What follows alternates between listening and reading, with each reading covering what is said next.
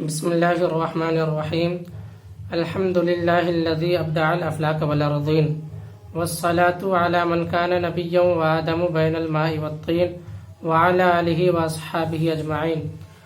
وبعد، فهذه عدة فصول في علم الميزان لا بد من حفظها وضبطها لمن أراد أن يتذكر من أولى الأذهان. وعلى الله التوکل وهو المستعان. ترجمہ: بسم اللہ الرحمن الرحیم. اللہ کے نام سے شروع جو بہت مہربان اور رحم والا. تمام تعریفیں اللہ ہی کے لیے ہیں جس نے تمام آسمان و زمین کو پیدا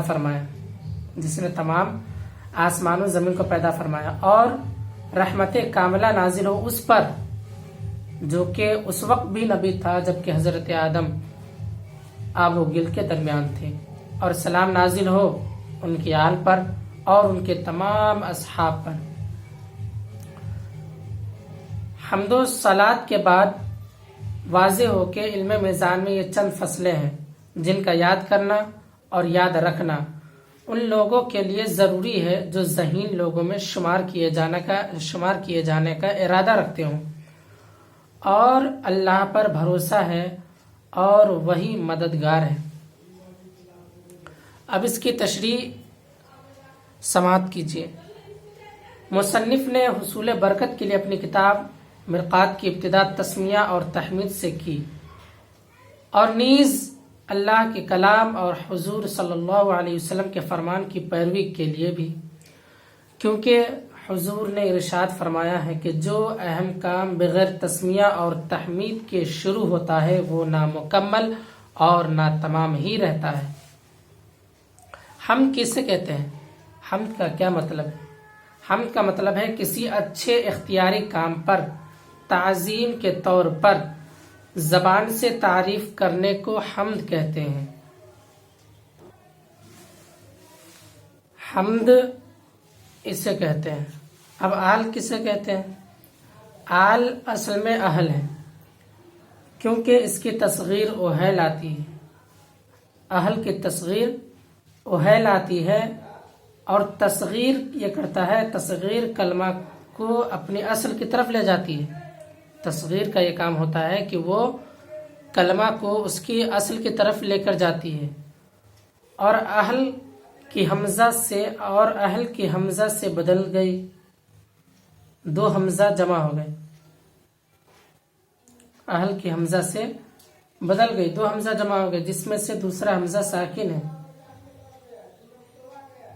اہل کی ہا حمزہ سے بدل گئی. اہل میں جو ہا ہے اس کو حمزہ سے بدل دیا گیا، تو اب ایسی صورت میں دو حمزہ جمع ہو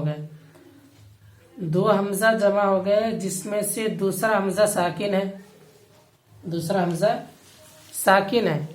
لہذا دوسرے حمزہ کو آمنہ کے قاعدے کے تحت الف سے بدل دیا گیا. دوسرے حمزہ کو، یعنی اہل میں جو دوسرا حرف کون سا ہے وہ ہے بدل گیا کس سے؟ حمزہ سے. اب حمزہ یہ والا دوسرا حمزہ ساکن ہے. اب دوسرے حمزے کو آمنہ کے قاعدے کے تحت الف سے بدل دیے.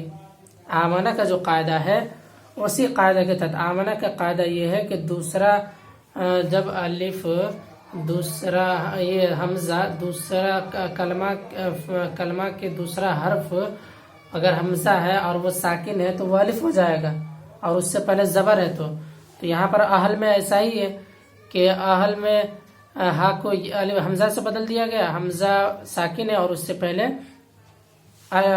پہلے زبر ہے، تو اس لیے آمنہ کے قاعدہ کے تحت اس کو اس سے بدل دیے الف سے. تو اب ہو گیا آل، یہ آل ہو گیا. آل کے معنی اولاد کے ہیں، کہ اولاد کے بھی ہیں اور متبعین کے بھی ہیں. آل کا استعمال صرف شرفا کے لیے ہوتا ہے، یعنی شرفا حضرات جو ہوتے ہیں ان کے لیے آل کا استعمال کیا جاتا ہے، چاہے وہ شرافت دنیاوی ہو یا دنیاوی ہو یا دینوی ہو، دونوں کے لیے استعمال ہوتا ہے.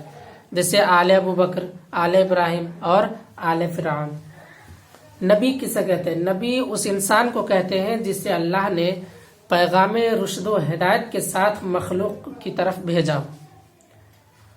اور صحابہ وہ مقدس لوگ جنہوں نے حالت ایمان میں حضور صلی اللہ علیہ وسلم کی بابرکت صحبت پائی ہو اور حالت ایمان میں دنیا سے رخصت ہوئے ہوں، ان کو صحابہ کہتے ہیں۔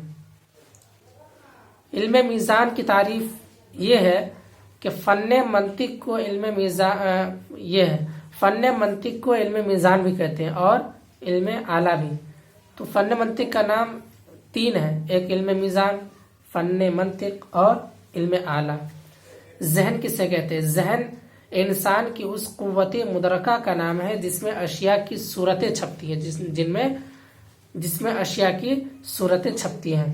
فصل کسے کہتے ہیں؟ فصل اس کلام کو کہتے ہیں جس میں کوئی مخصوص و معین مسئلہ ذکر کیا جائے۔ فصل اس کلام کو کہتے ہیں جس میں کوئی مخصوص و معین مسئلہ ذکر کیا جائے۔